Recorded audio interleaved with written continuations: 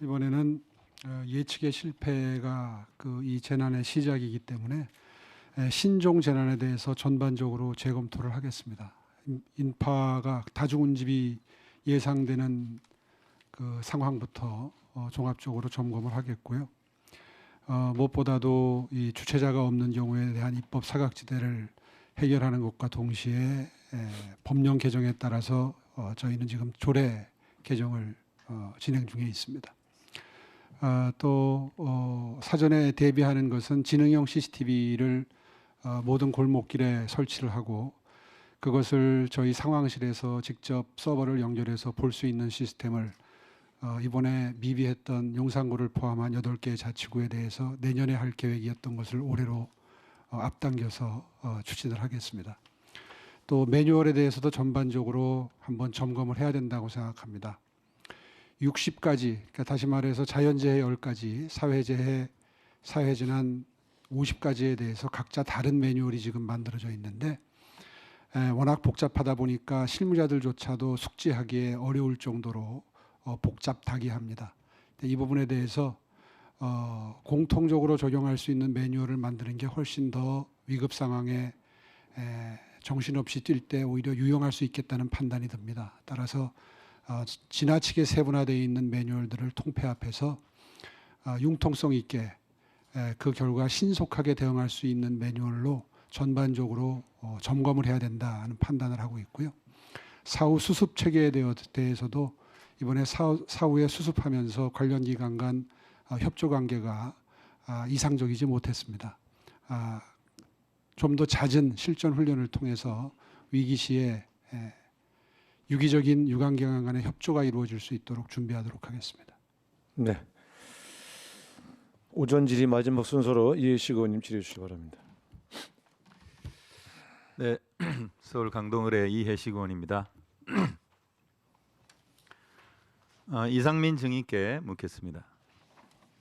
그 재난안전관리법상의 재난관리라고 하는 것은 예방과 대비 그리고 대응, 복구 이 4가지 총체적인 과정을 말하는 거죠. 네, 그렇습니다. 네, 이 중에 대응과 복구를 수습이라고 합니다. 네. 그죠?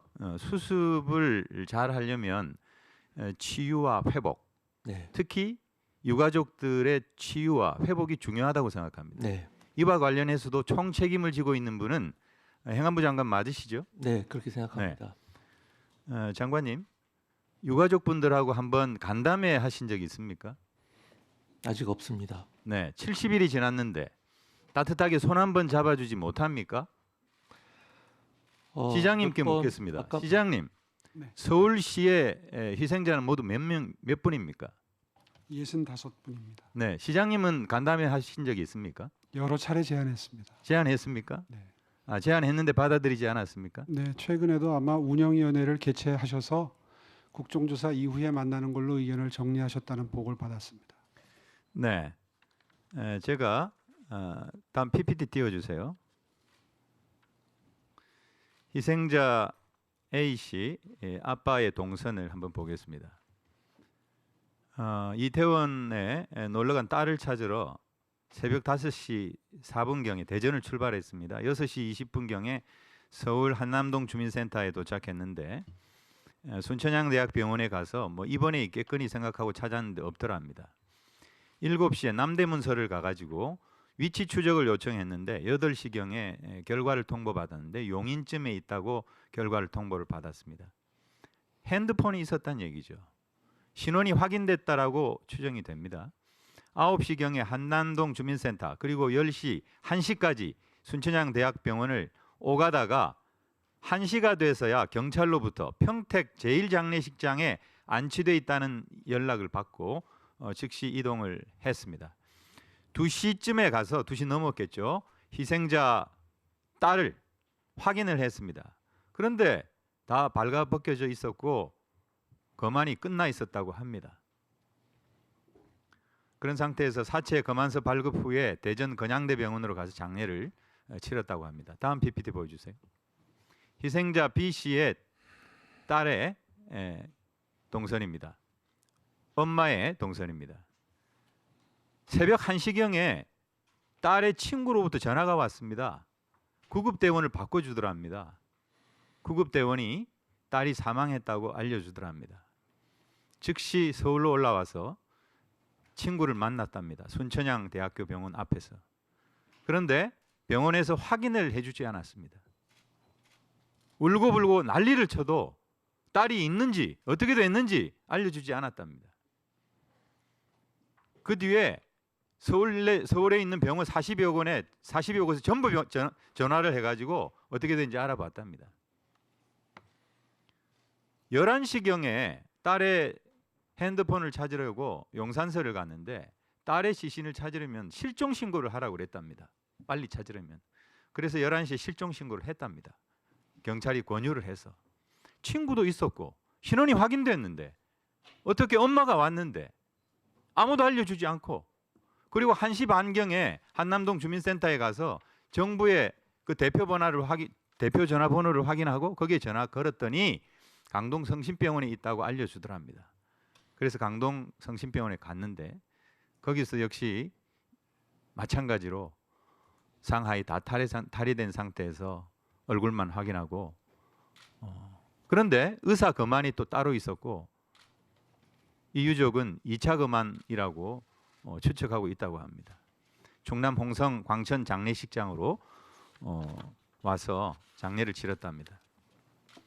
과연 우리나라의 이런 희생자 그리고 유가족에 대한 정말 인도적인 처리 방안은 없었던가? 다음 PPT 보시죠.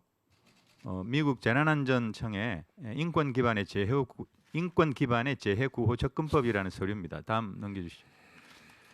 피해자에 대한 보호는 국제인권 및 국제인도주의법이 부여하는 시민의 권리와 정치적, 경제적, 사회적, 문화적 권리에 대한 보장 등 관련된 모든 보장을 포함한다. 그다음 가족 생활 및 실종 또는 사망한 친인척의 인권, 즉 유가족의 인권입니다. 모든 장례는 사망자와 생존 가족의 존엄성과 프라이버시를 존중하는 방식으로 이루어져야 한다. 그다음 PPT. 우리 국립재난안전연구원에서 권고하고 있는 시신 인도에 있어서 안치병원과 장례식장 지정을 유가족과 협의하도록 돼 있고, 장례 절차 안내 후에 합동분향소 설치에 관해서도 유가족과 협의하도록 그렇게 권고하고 있습니다. 이 정부는 어떻게 했죠? 다음 변사사건 처리 규칙이라는 게 있습니다. 대한민국 경찰이 희생자들을 이 규칙에 의해서 처리했다고 합니다. 그런데 이 규칙에도 변사자와 유족 등의 명예가 훼손되지 않도록 유의해야 한다, 이런 조항이 있습니다. 다음 PPT. 그런데 행안부 장관님, 보건복지부 장관님, 희생자들의 사망이 변사입니까? 이 변사 사건의 처리 규칙에 해당된다고 보십니까? 2조 정의에 나와 있습니다. 원인이 분명하지 않는 죽음. 그 중에서 근사하게 접근할 수 있는 거 안전사고 정도입니다. 그런데 물놀이를 갔습니까? 놀이기구 타다가 돌아가셨습니까? 안전사고도 아닙니다. 변사가 아닙니다. 하물며 변사 사건도 그런데 어떻게, 제가 볼 때는 이것은 국가에 의한 타살이라고 생각합니다. 이런 사건에서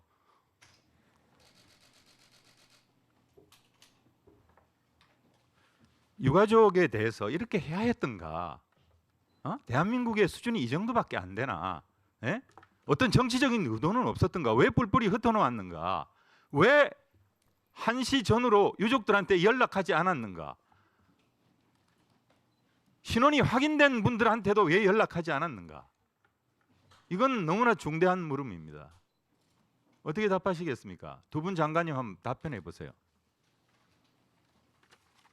네, 지금 의원님께 그 아주 유가족들의 그런 애절한 이야기를 들으니까 다시 한번 이번 사태에 대해서 책임감이 느껴집니다. 그리고 지금 의원님 말씀하시는 것과 같이 그 희생자들의 여러 가지 명예라든지 처리 과정에서 유가족들이 받았을 상처, 이런 부분에 대해서는 제가 이 자리를 빌려서 책임 소재 유무를 떠나서 제가 다시 한번 사과를 드리고요.